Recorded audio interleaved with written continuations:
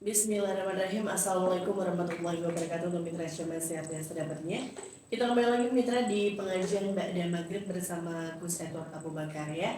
Buat mitra Syamil sehat, bagi mitra yang ingin bertanya seputar pembahasan kita di sore hari ini ataupun tentang kajian Islam, mitra bisa kita bergabung di nomor WhatsApp di 0813 kali 86003. Dan di studio sudah ada Gus Edward. Assalamualaikum Gus. Waalaikumsalam warahmatullahi wabarakatuh.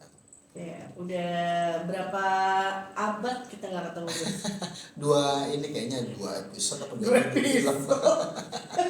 Sinetron kali. Ini sehat nih. Alhamdulillah. Alhamdulillah, walaupun betis masih kenceng ya. Iya, kok tahu sih Gus? Saya dari lahir betis emang udah kencang Gus. Oh gitu, sering lari maraton kayaknya. Baik, hari ini pembahasan kita apa Gus? Hari ini pembahasan kitab Ihya Ulumuddin yang berjudul Orang Berilmu dan Ahli Ibadah. Iya, baik, silakan. Baik, Assalamualaikum warahmatullahi wabarakatuh. Alhamdulillahirabbil alamin. Allahumma salli ala sayyidina Muhammad wa ala ali sayyidina Muhammad. Rabbi shrah li sadri wa yassir li amri wahlul 'uqdatam min lisani yafqahu qawli. Amma ba'du, wa qala Allah ta'ala fil Qur'anil Karim, a'udzu billahi minasyaitonir rajim. Bismillahirrahmanirrahim. Yarfa'illahu alladhina amanu minkum walladhina utul ilma darajat. Wa qala an-nabiy sallallahu alaihi wasallam, innama bu'istu mu'alliman. Shadaqallahu al-'azim wa shadaqa rasulun nabiyul habibul karim. Wa nahnu ala dzalika minasyahidina wasyakirina walhamdulillahi rabbil alamin. Baik mitra Gangga di mana saja berada, mudah-mudahan diberikan sehat walafiat, panjang umur, berkah selamat dunia akhirat, dan mudah-mudahan banyak duitnya. Yang kita sama-sama hormati juga, kita doakan juga di studio ada Ayang Mami dan Bang Jerry, mudah-mudahan diberikan sehat walafiat, panjang umur, berkah selamat dunia akhirat, dan juga banyak duitnya. Idih, banyak banget itu. Amin ya Allah. Amin. Baik mitra Gangga, hari ini pembahasan yang mana yang berjudul Orang Berilmu dan Ahli Ibadah. Baginda Nabi Muhammad sallallahu alaihi wasallam bersabda, Fadlul alimi 'alal 'abidi ka fadli 'ala adna rajulin min ashabi. Artinya kelebihan orang berilmu dari orang abid atau orang yang banyak ibadah seperti kelebihanku dan orang yang paling rendah dari sahabatku. Hadis riwayat At-Tirmizi. Lihatlah betapa Nabi Muhammad SAW membuat perbandingan antara ilmu, pengetahuan, dan derajat kenabian, dan bagaimana Nabi mengurungkan tingkat amal ibadah yang tidak dengan ilmu pengetahuan, meskipun orang yang beribadah itu tidak lepas dari pengetahuan tentang peribadatan yang selalu dikerjakan. Dan kalau tanpa ilmu, maka itu bukanlah ibadah namanya. Diriwayatkan dari Abu Umamah, ia berkata, disebutkan kepada Rasulullah Sallallahu Alaihi Wasallam tentang 2 orang, yaitu seorang ahli ibadah dan seorang ahli ilmu. Kemudian Rasulullah Sallallahu Alaihi Wasallam bersabda, keutamaan ahli ilmu atas ahli ibadah adalah seperti keutamaanku atas orang yang paling rendah di antara kalian.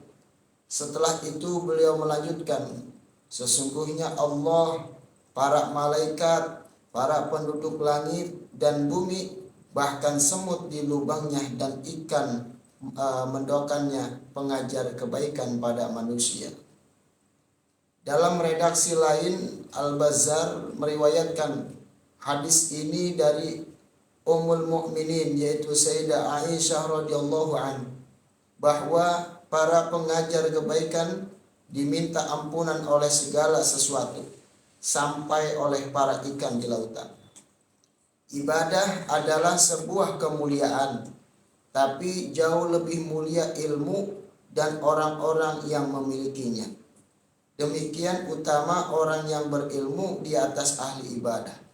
Rasulullah Shallallahu Alaihi Wasallam mengumpamakan kemuliaan dirinya dengan orang paling rendah di antara para sahabatnya.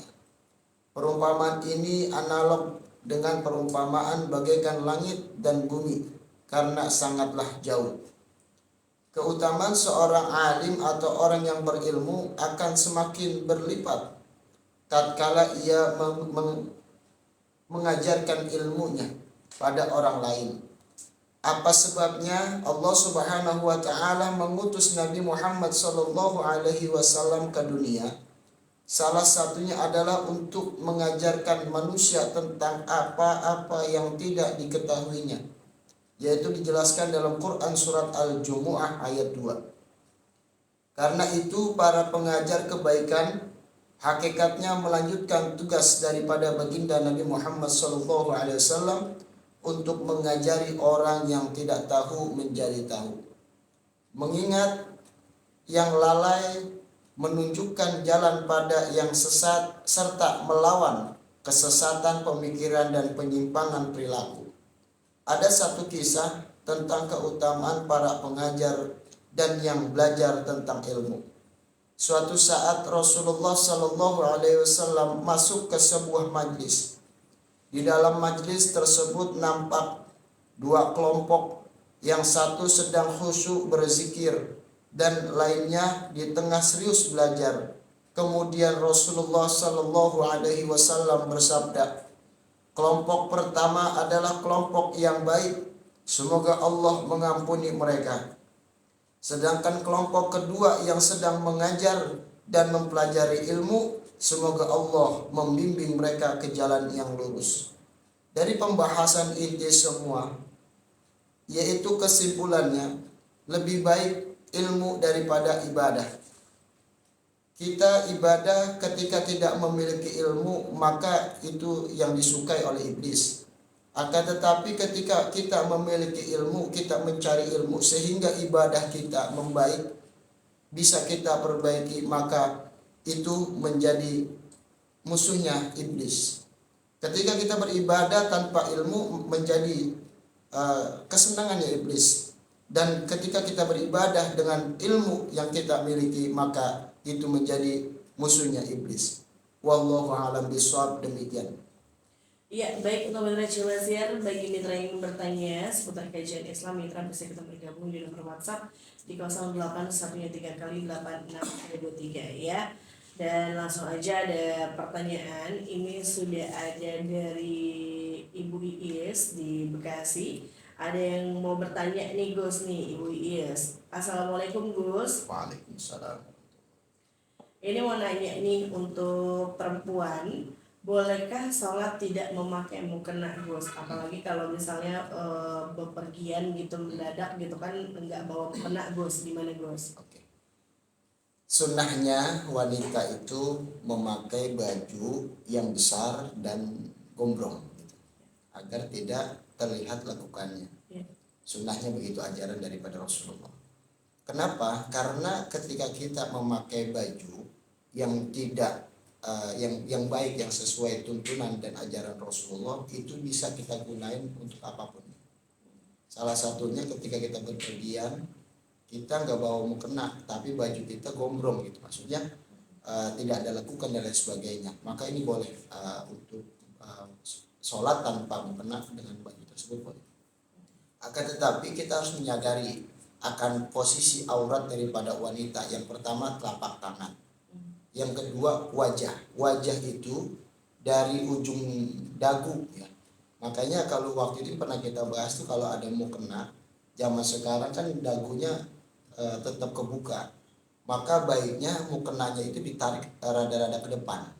Biar apa? Karena batasnya auratnya wanita di muka itu ujung daripada dagu, bukan di bawah, ujung daripada dagu. Nah, ketika sholat tanpa mukena, tapi alhamdulillah baju kita menutup aurat, yang pertama, yang kedua menutup daripada lekukan badan kita, yang ketiga kita bisa ibadah bergeraknya enak, maka diperbolehkan. Kalau sedikit ribet, misalkan begini, yang lebih enak kalau kita berpergian di mana masjid, di mana musola itu ada yang nyiapin. Nah, akan tetapi kurangnya di antara kita semua udah disiapin tapi nggak dirawat untuk kena. Maksudnya ketika kita mau pakai mungkin mungkin pengurusnya lupa bersihin, lupa nyuci atau dan sebagainya. Jadi membuat kita nggak nyaman gitu. Bau gitu. Bau lah gitu. Atau kalau bahasa orang Betawi mau bau perengus. Iya. Demek gitu ya. Demek. Gus. Ya namanya bergantian sama orang ya nih. Nah, inilah kekurangannya. Padahal udah bagus itu disiapkan agar apa orang yang tidak bawa mukena bisa tetap sholat gitu. Kecuali mami main rumah saya punya istri, dia punya mukena, itu nggak khawatir karena memang di rumah gitu. Tapi kalau berpergian ini khawatir nggak ada mukena, maka yang paling tepat pertama kita pikirkan penutup badan kita. Yang pertama menutup aurat, yang kedua daripada lekukan dari badan kita, insya Allah dibolehkan. Contoh ini yang cipta aja nih. Misalkan kita pakai kerudungan, pakai baju besar, pakai rok. Kita beli sarung tangan tuh nih. Sarung tangan kan telapak tangan bukan aurat, bukan aurat. Pakai aja nggak apa-apa. Terus sama sarung kaki. Nah ini sudah menutup. Nah kerudungan ditarik sedikit ke depan. Begitu. Terus yang kedua kan biasanya tapi zaman sekarang sih enggak. Kening ini kan buat rukun wujud sujud. Maka diangkat sedikit buat sholat. Ntar habis sholat kita rapiin lagi sesuai gaya kita masing-masing. Selanjutnya ada dari hamba Allah di Jakarta Timur. Assalamualaikum Gus. Waalaikumsalam. Apakah bersentuhan kulit suami istri dapat membatalkan wudhu? Karena ini masih banyak nih Gus nih, kadang ada yang bilang boleh, ada yang bilang enggak. Ini gimana nih Gus? Oke, kalau yang saya pelajari, sentuhan dengan istri ataupun suami ya batal. Karena itu bukan saudara sekandung, bukan saudara sebapak, bukan saudara sekandung atau seibu, bukan saudara sebapak. Maka itu batal, intinya batal. Bilangin, makanya kalau kita punya wudhu sama istri jangan gerak sembarangan, takutnya kecolek. Nah rambut kan waktu itu pernah tuh nih, rambut juga kita megang rambutnya, itu kan bagian dari organ tubuh dia dan itu aurat wanita, kita megang rambutnya batal. Jadi baiknya pas lagi sebelum wudhu kita bilang, kalau udah wudhu jangan ketakilan, maksudnya jangan gerak sono gerak sini, takutnya kesenggol malah batalin wudhu. Tapi kalau yang di alasan kayak misalnya ada bajunya gitu kan kesenggol gitu, itu enggak kan? Enggak dong. Misalkan mami ini pakai mukena ya, pakai mukena, telapak tangannya megang pundak laki, pundak laki nggak pakai baju tapinya. Terus mami pakai natakinnya pakai mukena, itu nggak batal nih. Itu boleh. Gitu. Tapi takutnya dia namanya kulit sama kulit nih, kulit sama kulit kesentuhan maka itu batal. Ya, baik. Selanjutnya ada dari siapa ini? Mana ya Gus ya? Ini ada Empo Hasanah juga. Ada. Assalamualaikum Gus. Waalaikumsalam. Bolehkah perempuan bekerja di luar rumah Gus? Boleh dong. Seorang istri mau kerja di luar rumah boleh. Intinya Islam itu memperbolehkan. Akan tetapi yang paling utama pasal di rumah izin. Bilang dulu sama suami, boleh nggak saya kerja? Mau kerjanya dekat rumah ataupun jauh rumah, intinya kerja. Kalau kata suami boleh, lakuin. Kalau enggak boleh, nah jangan sekali-kali ngingkarin daripada perintah suami. Ada sebuah kisah tuh. Jadi suaminya di zaman Rasulullah, suaminya ini ikut perang dengan Rasulullah. Itu istri saudara lakinya ngabarin bahwa mamahnya itu sakit. Singkat cerita sampai dikabarin 3 kali, yang ketiga kalinya dikabarin mamahnya wafat, bukan yang sakit lagi, sudah wafat. Akhirnya dia nangis luar biasa. Baru suaminya pulang dari perang. Istrinya bilang bang, mamah nangis meninggal. Kamu kok nggak bilang ini, kan aku taat dengan engkau. Lalu suaminya ini bertanya dengan Rasulullah, apakah istri saya ini adalah anak yang durhaka kepada ibunya? Kata Rasulullah, semalam aku mimpi berjumpa dengan ibundanya. Dia berterima kasih bahwa dia memiliki anak yang solehah yang berbakti kepada suaminya, sehingga di alam kuburku aku diingatkan. Itu salah satu taat kepada suami. Tapi ada perempuan kan yang gini, emangnya lu bisa gitu melengkapi apa kebutuhan gua nih sebagai istri gitu kan, kalau gua kagak kerja begini dari mana gua beli apa-apa gitu, Gus. Jadi intinya dunia itu kalau kita ngelihat ke atas nggak bakalan kelar-kelar nih. Bahasanya kita punya temen, wow dia mobilnya Alphard gitu ya. Nah kita ini mobilnya Jazz gitu kan ya. Pengen tuh, sampai nggak pengen kan gitu. Tapi kalau kita sebatas ngelihat buat semangat nggak ada masalah. Tapi kalau menjadi ambisi kita itu jangan. Takutnya apa? Dunia itu nggak boleh ngeliat ke atas, tapi ngeliat ke bawah. Tapi kalau akhirat kita melihat ke atas, siapa orang yang lebih alim, orang yang lebih rajin ibadahnya atau nuntut ilmunya, maka kita kejar, kita ikutin dia. Seperti ambisi tapi tidak boleh ambisi, tetap lillahi ta'ala terberbanyak. Baik, selanjutnya ini ada dari Dini di Bekasi Timur. Assalamualaikum Gus. Waalaikumsalam. Apa hukumnya mendengar musik Gus? Karena ada orang ini cerita aja nih ya Gus ya. Saya juga punya teman gitu, ketika dia sudah berhijrah, yang tadinya dia senang banget dengerin radio gitu kan, dengerin musik gitu, setelah dia berhijrah dia nggak mau lagi tuh katanya, mendengarkan musik tuh dosa gitu Gus. Itu gimana Gus? Oke, musik itu dalam hukum Islam itu adalah seni. Jadi Islam ya butuh seni. Intinya banyak kok gitu orang yang berdakwah selain dia megang mic biasa, ada lewat musik, ada lewat kesenian yang lain, misalkan tari dan lain sebagainya, teater dan lain sebagainya. Ini dia berdakwah masing-masing di lingkupnya.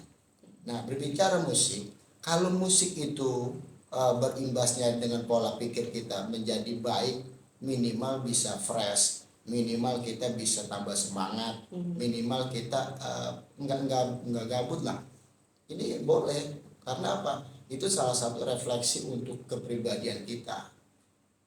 Yang nggak boleh itu misalkan kita dengerin musik yang menjerumuskan kita untuk kepada kebatilan, keburukan, apalagi mendapatkan murka dari Allah Subhanahu wa taala.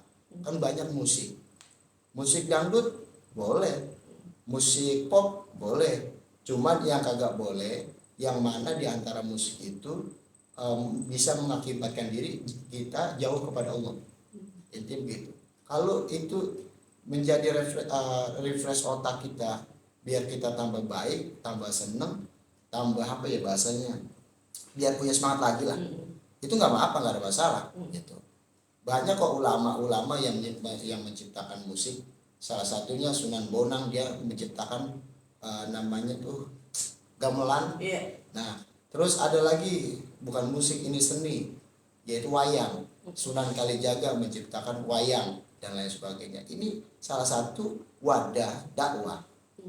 Nah, band ini kan ada nih yang dakwah lewat band.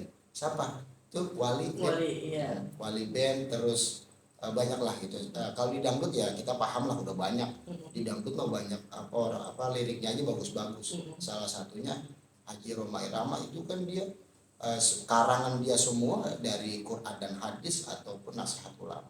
Dangdut klasik ya. Dangdut klasik. Nah, dangdut modern pun banyak kok sebenarnya lirik. Kalau kita pahamin tuh lirik musik itu bukannya hanya kita dengerin lalu joget, tapi liriknya banyak yang mengandung makna tuh. Ya, contohnya kayak Haji Roma Irama berjudi kan, terus bergaul, keramat, ini kan luar biasa. Nah, intinya para pendengar, musik mah dengerin aja kalau itu membuat semangat. Tapi coba kita pahamin pelan-pelan dari liriknya, maksudnya apa nih gitu. Maksudnya apa nih? Kalau sekira liriknya nggak bagus ya jangan. Maksudnya menjerumuskan kita untuk pada kemurkaan Allah, ya jangan gangguin. Apaan tuh jari? Oke.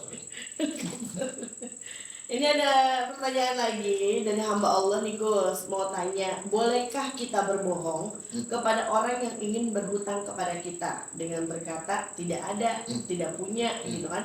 Padahal punya, karena orang tersebut tuh sering hutang tapi susah atau lama bayarnya Gus, gimana Gus? Boleh.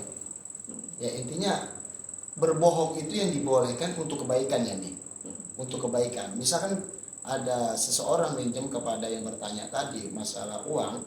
Nah, terus dia bilangnya nggak punya uang gitu ya. Dengan alasan karena dia kalau pinjam susah bayar dan mungkin nggak bayar-bayar gitu kan ya. Jadi berbohong tuh nggak masalah. Karena kita apa niatnya apa buat kebaikan yang minjem daripada utang lu semakin banyak, susah mengebayar, susah apa namanya itu untuk mengembalikan utangnya, ya lebih baik kita berbohong aja. Gitu, nggak apa-apa kalau buat kebaikan. Ya udah Jer, gue nggak ada Jer. Jerry tadi minjem. Iya, cepet dulu. Nggak ada Jer. Ya udah baik, kita sekaligus pertanyaan terakhir ya Gus ya, buat mitra Syabas ya, bagi mitra yang masih ingin bertanya seputar kajian Islam, mitra bisa bertanya besok lagi bersama Gus Edward Abu Bakar ya. Terakhir silakan penutup Gus. Baik mitra dan dari mana saja berada, pertama mari sama-sama kita perbaiki zahir dan batin kita untuk lebih baik, untuk taat kepada Allah Subhanahu wa taala. Yang kedua, mari sama-sama kita syiarkan agama kita, baik di sekeliling kita ada musola, masjid, majelis ta'lim, dimanapun saja dekat rumah kita syiarkan, kita dukung agar Islam terus berjaya, terus berkibar, terus ada sampai kapanpun. Yang ketiga, kita sama-sama berhusnuzon dengan mata kita, lisan kita, hati kita kepada makhluknya Allah, baik dia berbeda agama ataupun berbeda penampilan. Kita berhusnuzon karena hidayah dan kasih sayang itu adalah miliknya Allah Subhanahu wa taala. Mari kita berdoa kepada Allah Subhanahu wa taala, mudah-mudahan doa-doa kita diijabah oleh Allah Subhanahu wa taala. Bismillahirrahmanirrahim. Alhamdulillahirabbil alamin. Allahumma shalli ala sayyidina Muhammad wa ala ali sayyidina Muhammad. Rabbana dhalamna anfusana wa illam taghfir lana wa tarhamna lanakunanna minal khasirin. La ilaha illa anta subhanaka inni kuntu minadh dhalimin. La haula wa la quwwata illa billahil aliyyil azim. Allahumma arinal haqqa haqqan warzuqna ittiba'ahu wa arinal batila batilan warzuqna ijtinabah.